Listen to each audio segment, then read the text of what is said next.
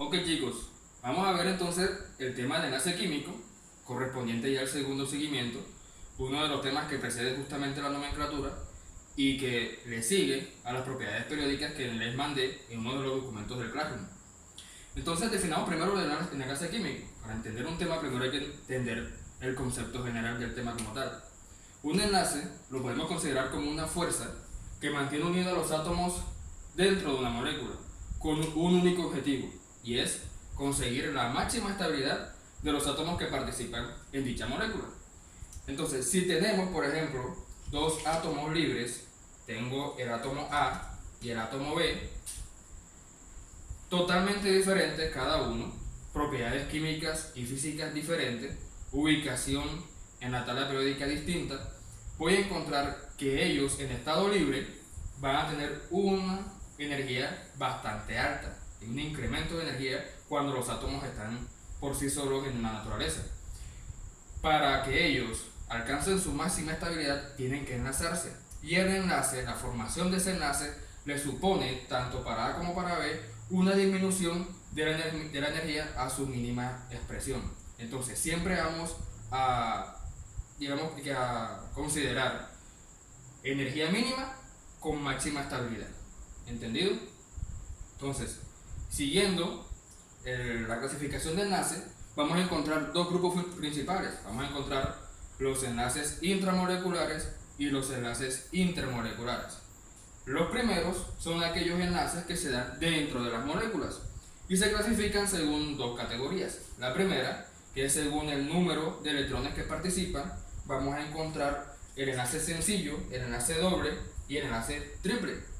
Aplicando una lógica, el enlace sencillo es cuando solamente se comparte un par de electrones. Por ejemplo, en la molécula del ácido clorhídrico, el hidrógeno aporta un electrón para el enlace y el cloro aporta otro. Entonces, dos electrones compartidos me supone a mí un par de electrones compartidos. Los enlaces dobles, siguiendo esa lógica, pues me voy a encontrar con dos pares de electrones. Entonces, dos electrones aporta mi elemento, mi átomo número 1, y dos electrones aporta el otro átomo.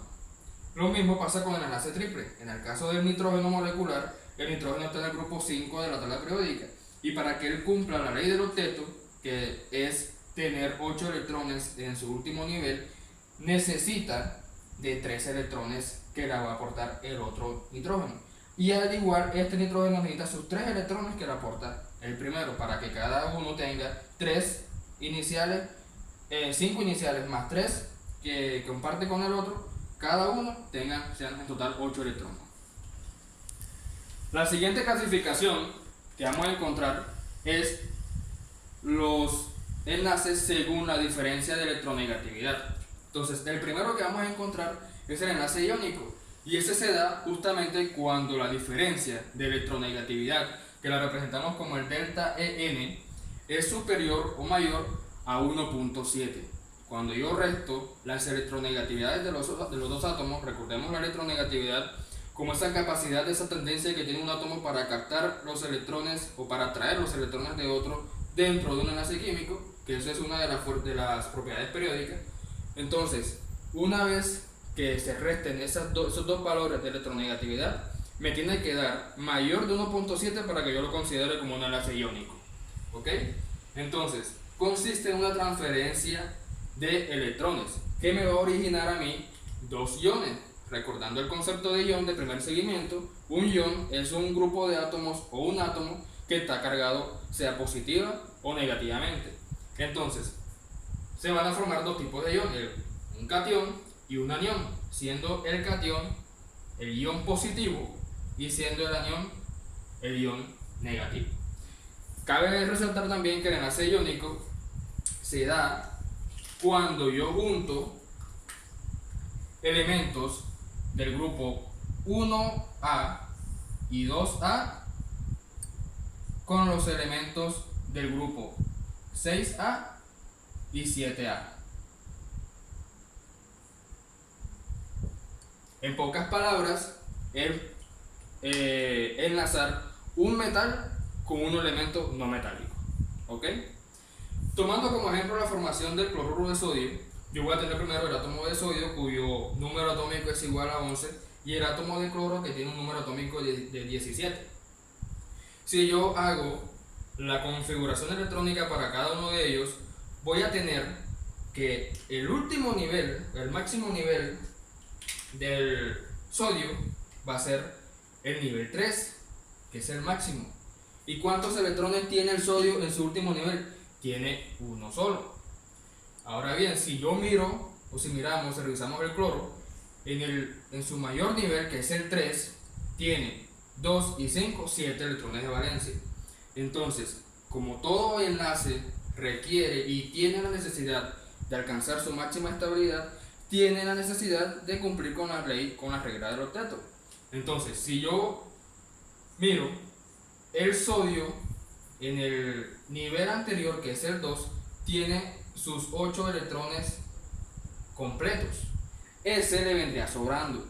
Si recordamos la propiedad periódica, que es el potencial de ionización, voy a tener que el sodio, los elementos del grupo 1 y del grupo 2A van a tener un alto potencial de ionización, es decir, una gran capacidad para ceder, para donar electrones, para liberarse de electrones que no le sirven. Entonces, ¿qué hace el sodio? El sodio en este caso hace una transferencia, que es esta misma que vemos aquí,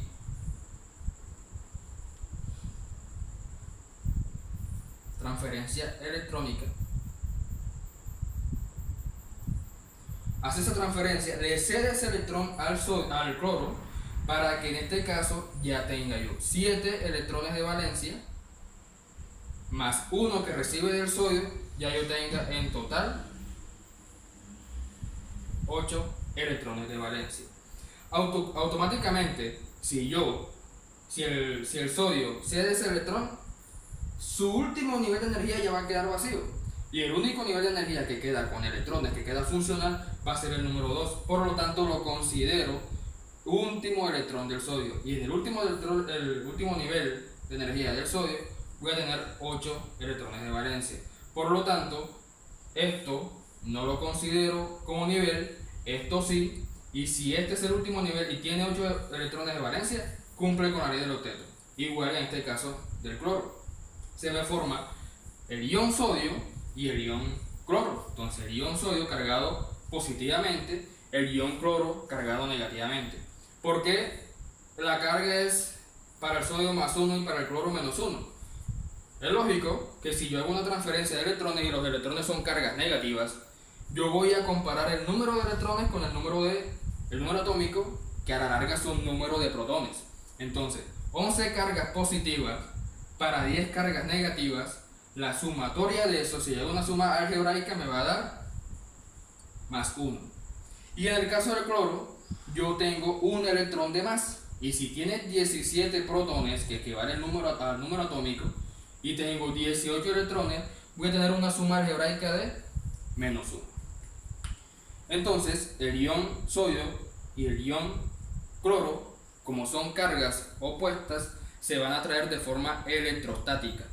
Esa atracción es demasiado fuerte para separar, por eso los compuestos que tienen o que están formados por enlaces iónicos son muy difíciles de separar. Tienen puntos de ebullición y de fusión bastante elevados, porque hay que aplicarle mucha energía al sistema para que yo pueda separar los átomos que están involucrados en el enlace.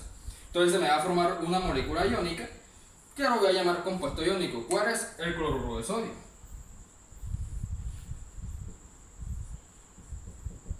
Es una sal. Y los compuestos que tienen estas características, estos tipos de enlaces, son precisamente las sales, los hidróxidos, que lo veremos cuando veamos nomenclatura, y algunos óxidos. No todos los óxidos tienen la capacidad para formar enlaces iónicos, solamente ciertas excepciones.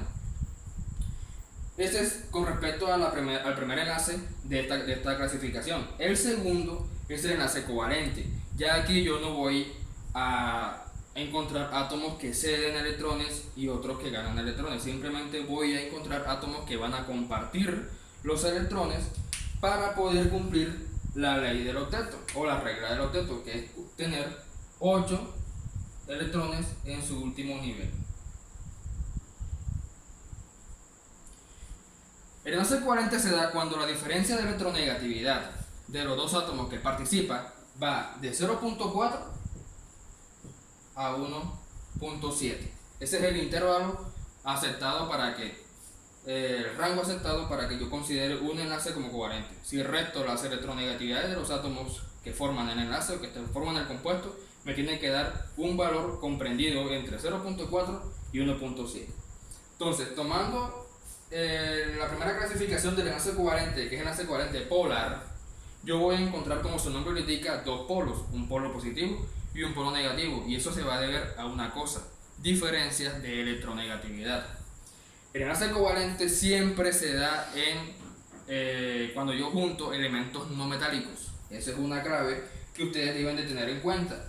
Siempre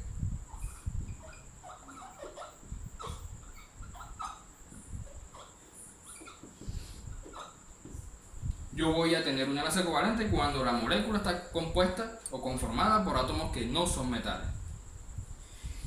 El primer ejemplo es del ácido bromídrico.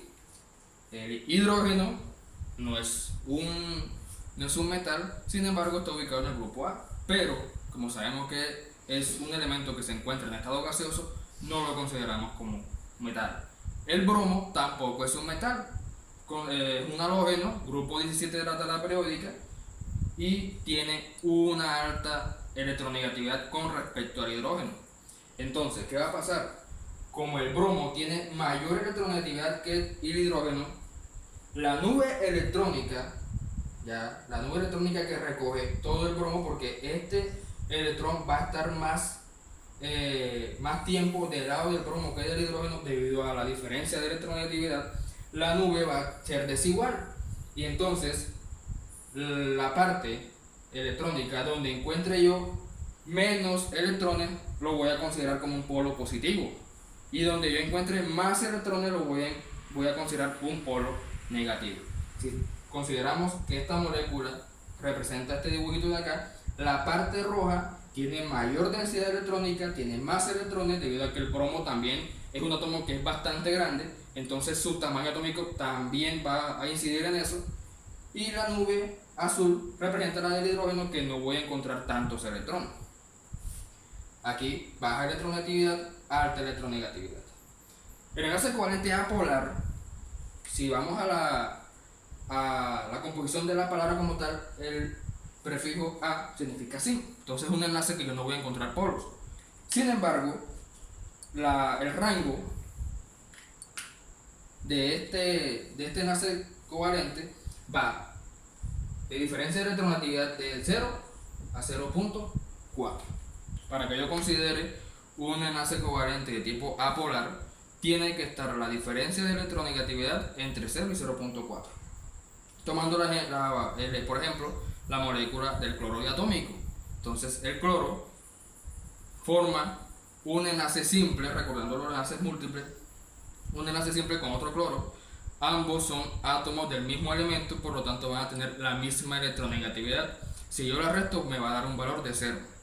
Y aplica directamente la regla que les acabo de dar, que tiene que estar comprendido entre 0 y 0.4 para que el enlace sea covalente apolar.